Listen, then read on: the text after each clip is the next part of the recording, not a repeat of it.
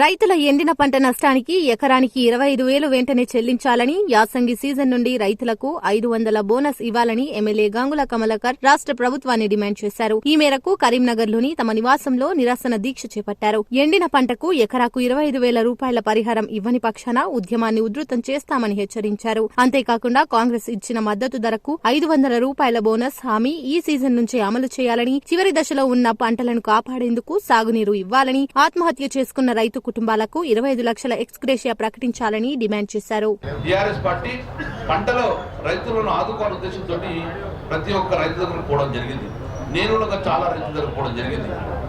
నెర్రలు వాడిన పొలాలు కనబడుతున్నాయి, నెర్రలు వాడిన భూములు కనబడుతున్నాయి. తన పంట కళ్ళ ముందే పోతున్న కొద్ది రైతు చాలా ఆవేదన చెందుతుంది. ఈ దీక్ష యొక్క ముఖ్య ఉద్దేశం ఏంటంటే ఆవేదనతో ఉన్న నిరాశ నిస్సులో ఉన్న రైతాంగాన్ని ఆదుకోవాలని చెప్పి ప్రభుత్వం వెంటనే స్పందించాలి, స్పందించి ఆదుకోవాలి.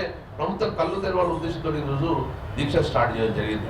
అధికారులు వెంటనే ఫీల్డ్కి వెళ్ళిపోండి, ఎనిమినేషన్ చేయండి, రైతులు కాపాడుకోండి. లేకుంటే రైతు బాధతోటి ఇబ్బంది పడుతున్నాడు.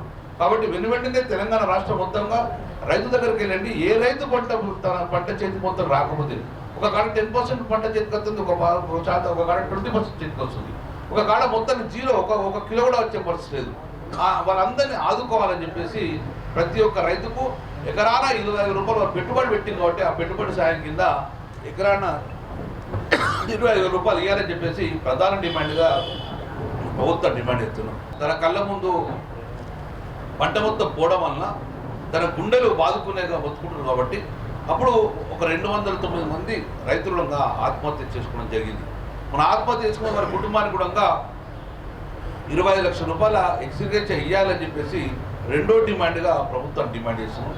ఆదుకోవాలి 209 మందిని, ప్రతి కుటుంబానికి 20 లక్షల రూపాయలు ఎక్స్గ్రేషియా ఇవ్వాలని చెప్పి ప్రధాన డిమాండ్.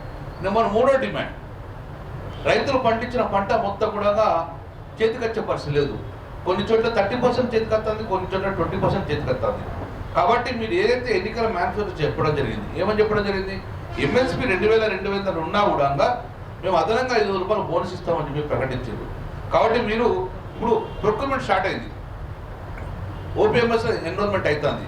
7,149 కొనుగోలు కేంద్రాలు స్టార్ట్ చేసినారు. ఆ కొనుగోలు అయితే రైతు తన పంట అమ్ముకుంటున్న ఓపీఎంఎస్ ద్వారా 500 రూపాయలు బోనస్గా ఇవ్వాలని చెప్పేసి 3వ డిమాండ్గా మేము వాళ్ళని కోరుతున్నాం.